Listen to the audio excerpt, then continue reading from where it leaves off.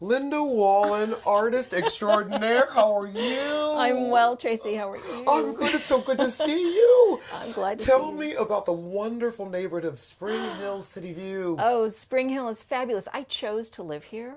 Did you? I came here from New Orleans in New York, and I needed a house in Pittsburgh. I ended up in Spring Hill. Number one, there was cheap real estate. I got a gorgeous Victorian house for the price of a small car. You do. You have a gorgeous house. I've been there. And I love the neighborhood. It feels like kind of country living because I have a big backyard. I know. I was going to say you have the most beautiful green space. Yes. Right out the back door. Yes. Yes. Deer. Wildlife, squirrels, birds, everything, garden, flowers. And then you turn around the front of the house and you see the city, the skyline. Oh, yes. And so you can walk down the hill and be in the Strip District in 15 minutes. Wow. Yeah. And awesome. in 45 minutes, you're on the point. So, it's wonderful. It's a wonderful place. It's really accessible. Do you find that that you have to leave the neighborhood sometimes for certain amenities? For shopping, which I don't like to do. But, I send my husband. That's right. That's what Mark is for. That's what he's for. And he rides his bicycle down the hill and up the hill. It's crazy. Right. But I wish there were more stores here so we could, small little mom pops kind of things where you could pop in. Coffee shop would be art fabulous. gallery. Art gallery, Nice. Exactly. Not that your house isn't an art gallery in itself. I've been there. Yeah.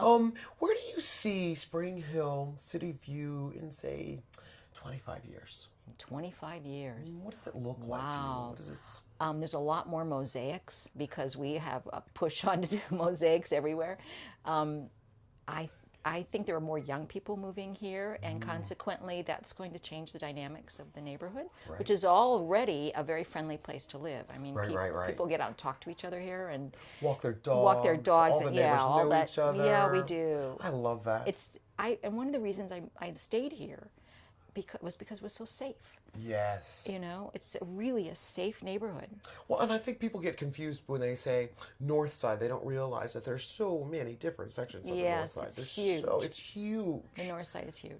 I don't know if you know this, but do you know about how old Spring Hill City View is? I don't know exact dates, but I know that there were people living here before the Civil War. Wow. Yeah, the house across from me was built right before the Civil War. Isn't that amazing? Yeah, it is. It's got a lot of romance and charm. Yeah. And I just finished last year a mural about the history of Spring Hill with some children from the Manchester Craftsmen's Guild. Oh, did you? Yes. Very special. Where's that mural? Yes. It's in storage. We're waiting for the wall to be built to put it up. Beautiful. It's going up, I hope, in the next couple of months. Great. Yes. But I learned a lot about the Germans who settled this part of the country. Deutschtown, exactly. They came here with their own pigeons. Oh, wow. I didn't know that myself. I didn't either. And so we have a lot of pigeons in our mural, but they would take the pigeons to Erie and let them race back. Oh, it was a sport. It was a sport, racing pigeons. Beautiful. So when they went butchering cows or brewing beer, those Germans were racing pigeons. Yeah. Well, I don't mind that beer party either. If somebody were to come out of town and visit you, Linda, where would you take them? Where's the first place you take them? Oh, well, we have a little tour we do, and the first thing we do is take them to the cemetery on Spring Hill. Absolutely. And yes, and they see the city, and of course we then go over to the opposite side to Mount Washington. Right. Yes, and then we simply drive through the neighborhoods and show them all the fabulous architecture that's in Pittsburgh, which is you can't beat that.